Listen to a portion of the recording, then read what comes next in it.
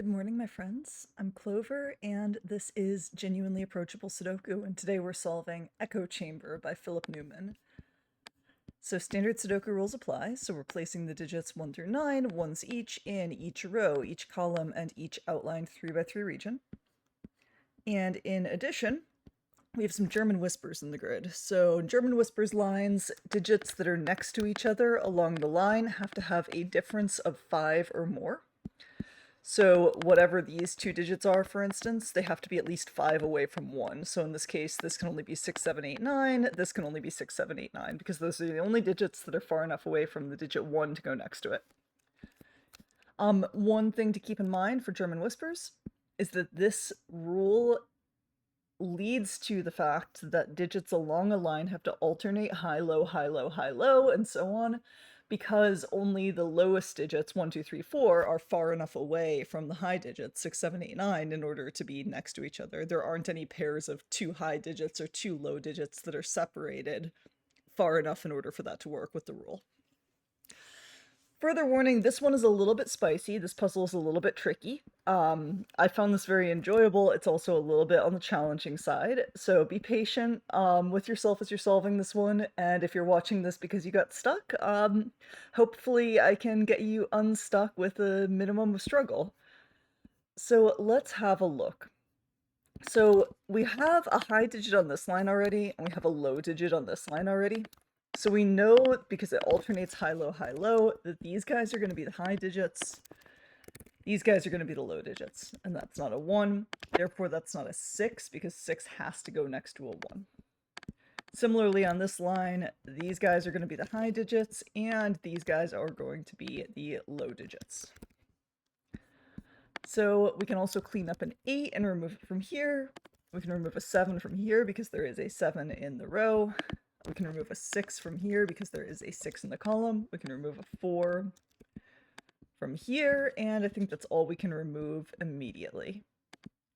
Here we can remove a 9 there, which means this can't be a 4. It also can't be a 2 because there's a 2 in the row. This can't be a 3 because there is a 3 in the row. This cannot be a 4 because there is a 4 in the column. Now the next thing that I worked on here when I was first solving this was these corner lines.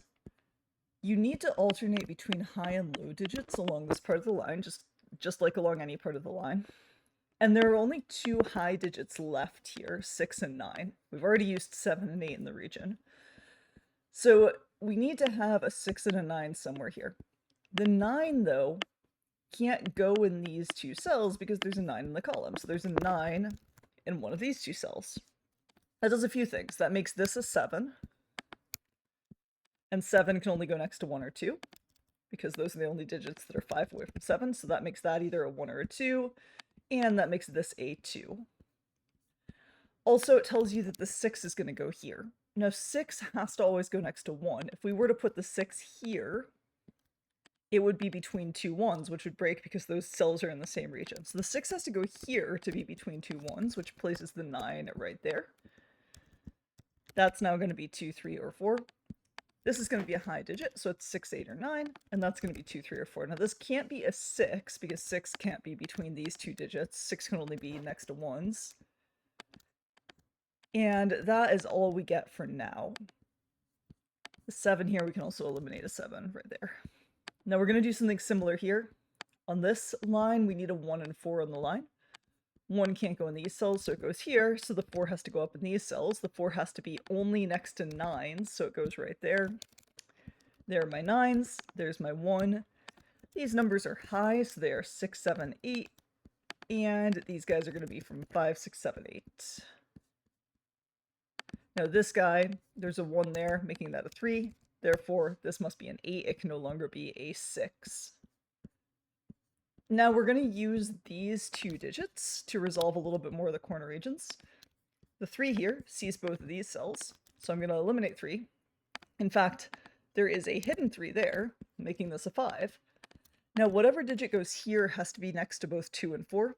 8 can't go next to 4. Those are only 4 apart, not 5 apart, so this is going to have to be a 9. I can eliminate 9 from here also. This 7 here sees these 3 cells, so that's going to be a 6, 8 pair with a 5 and a 7 right here. This number has to go next to 6 and 8. Well, the only number that can go next to 6 is 1, so we're going to place a 1 there. So that's not a 1. That is not a 9. This 2 sees this cell, so it's a 4, and that's a 2. This 8 sees this cell, so that is a 6, and that is an 8.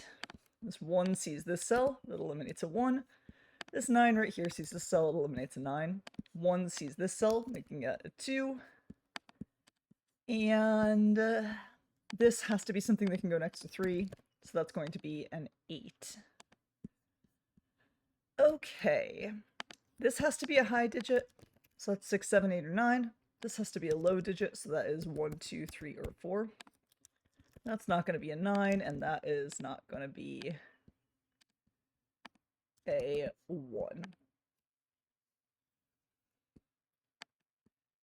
Now I'm just trying to remember the next move. Like I warned you guys, this one is a little bit on the tricky side.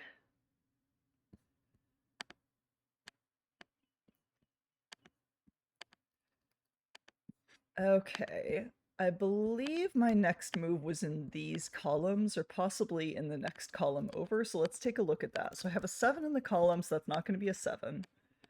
The remaining digits here are 4, 5, 6, and 8.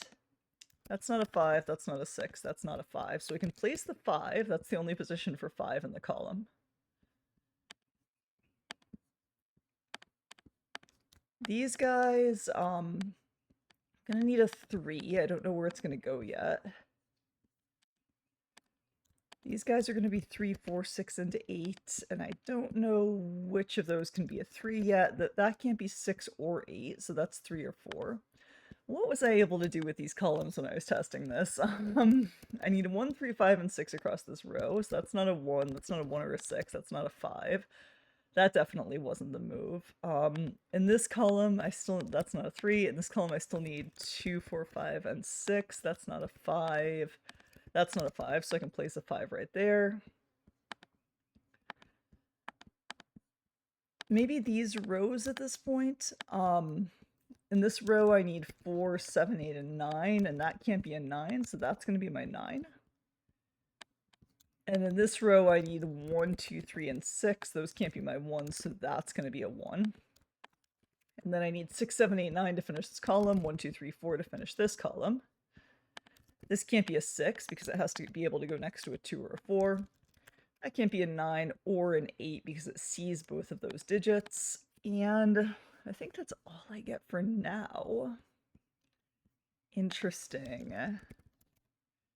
That's not 2 or 6.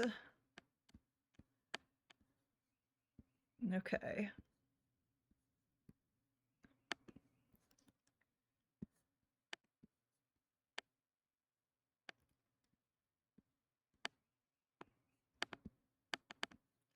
Come on, Clover, get it together. In this column, I still need 3, 5, 6, 7, and 8. That's not going to be it. Here, I need 2, 4, 6, 7. It's not a 3, or that's not a 2 or a 6 because I have those here. What am I missing this time that I saw when I previously tested this? If you're screaming at the screen right now, I'm very sorry. Okay, so I do see a 4 and an 8 in this column, making that a 7. And I have a 2 and 6 in this column, making that a 3. And that's not going to be a 4. That can't be a 4 or an 8. And the 4 is going to make that a 7. The 6 in the column is going to make that a 3. And we can clean things up a bit with some Sudoku. Now, in this region, I'm still going to need a 4, a 5, and a 9. That's now a 9, a 4, and a 5, based on what we have in the columns. That all resolves. We have a 2, 4 pair, which makes this a 6. Here, this can be a 4. Those can't be 3s. That's not 5 or 6. That's not 6. We need 7 and 9 here to finish the column. We have a 6 there, so that's going to be a 1 and a 6. These are going to be 2 and 8. These are going to be 1 and 3. This can't be a 6 anymore because it's next to something that's bigger than 1, so that has to be an 8, which eliminates 8 there and takes care of these digits. It also makes this a 6. And this can't be a 4 anymore because that can't be a 9, so that's going to be a 2. Making these 3, 5, and 7. Or not 3, 5, and 7. 3, 5, 3, 4, and 5.